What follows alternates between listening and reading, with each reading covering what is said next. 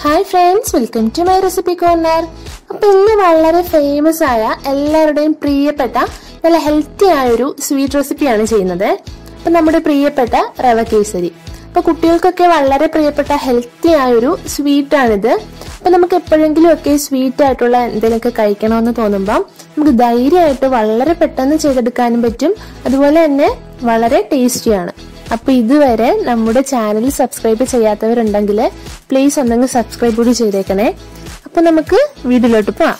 അപ്പോൾ കേസരി ചെയ്യാനായിട്ട് ആദ്യം ഞാനിവിടെ ഒരു കടായി വെച്ചിട്ടുണ്ട്. അപ്പോൾ നോൺ സ്റ്റിക്ക് കടായി ആണെങ്കിൽ കൂടുതൽ നല്ലതാണ് കേട്ടോ. ഇനി ഇതിലേക്ക് ആദ്യം ഒരു 1.5 ടേബിൾ സ്പൂൺ നെയ്യ് ഒഴിച്ചു കൊടുക്കാം.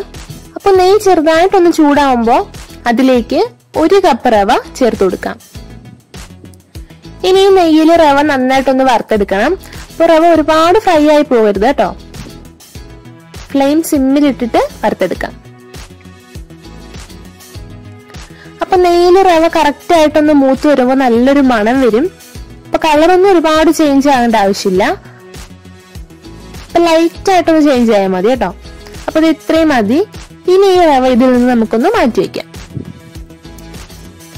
ഇനി ആ സെയിം കടായിലേക്ക് തന്നെ ഒരു 1.5 ടേബിൾ സ്പൂൺ നെയ്യ് കൂടി ചേർത്ത് കൊടുക്കുക. അപ്പൊ ഈ നെയ്യ് ഒന്ന് ചൂടാവുമ്പോ അതിലേക്ക് കുറച്ച് കാഷ്യൂ ചേർത്ത് കൊടുക്കാം.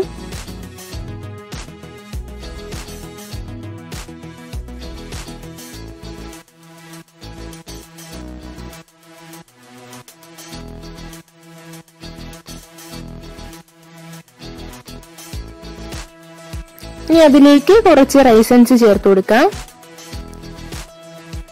ഇനി ഇതൊന്ന് ഫ്രൈ ആവുമ്പോൾ ഇത് ഒന്നങ്ങ് വീർത്ത് ബലൂൺ പോലെ ആയിട്ട് വരും.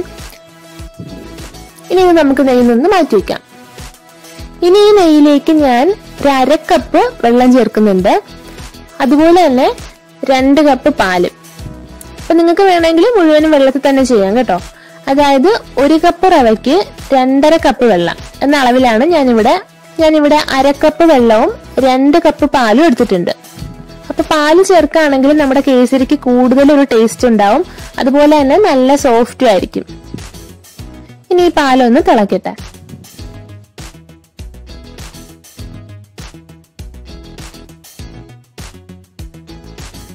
ഈ പാലപ്പം ഇതുപോലെ ചെറുതായിട്ടൊന്ന് തിളവന്ന് തുടങ്ങുമ്പോൾ നമ്മൾ നേരത്തെ വറുത്ത് മാറ്റി വെച്ച റവ ഉണ്ടല്ലോ, അത് ചേർത്ത് കൊടുക്കാം. ഇനി ഫ്ലെയിം സിമ്മിൽ വെച്ച് നന്നായി ഇളക്കി കൊടുക്കാം.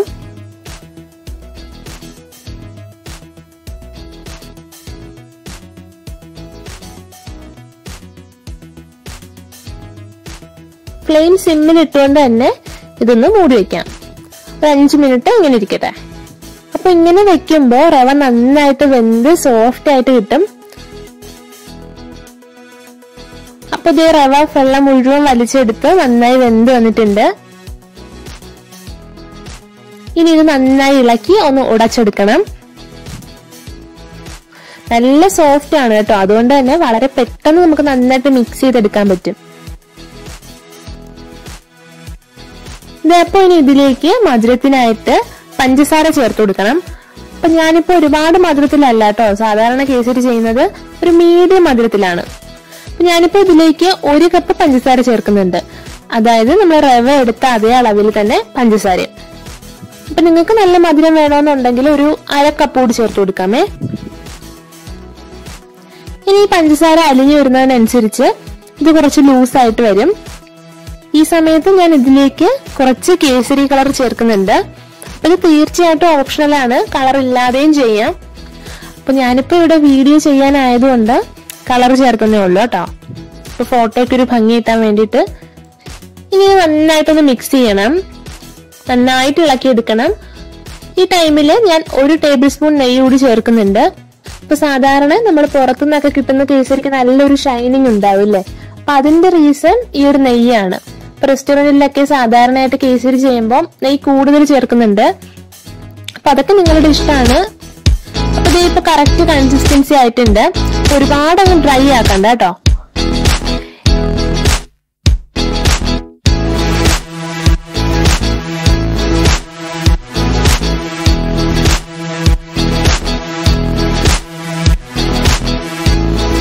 ഇനി ഇത് ഞാൻ നെയ്യ് തടവിയ ഒരു ബൗളിലേക്ക് മാറ്റുവാണേ. അപ്പോൾ നമ്മുടെ ടേസ്റ്റി റവ കേസരി ഇവിടെ റെഡി ആയിട്ടുണ്ട്. അപ്പോൾ നിങ്ങൾ ഉറപ്പായിട്ടും ട്രൈ ചെയ്ത് നോക്കുക. നിങ്ങൾക്ക് ഉറപ്പായിട്ടും ഇഷ്ടപ്പെടുമെന്ന് വിശ്വസിക്കുന്നു. അപ്പോൾ വീഡിയോ ഇഷ്ടപ്പെട്ടാലും ലൈക്ക് ചെയ്യാനും ഷെയർ ചെയ്യാനും മറക്കല്ലേ. അപ്പോൾ ഇതുപോലൊരു ഈസി ആൻഡ് ടേസ്റ്റി റെസിപ്പി ആയിട്ട് നെക്സ്റ്റ് എപ്പിസോഡ് കാണാം. Till then take care and by.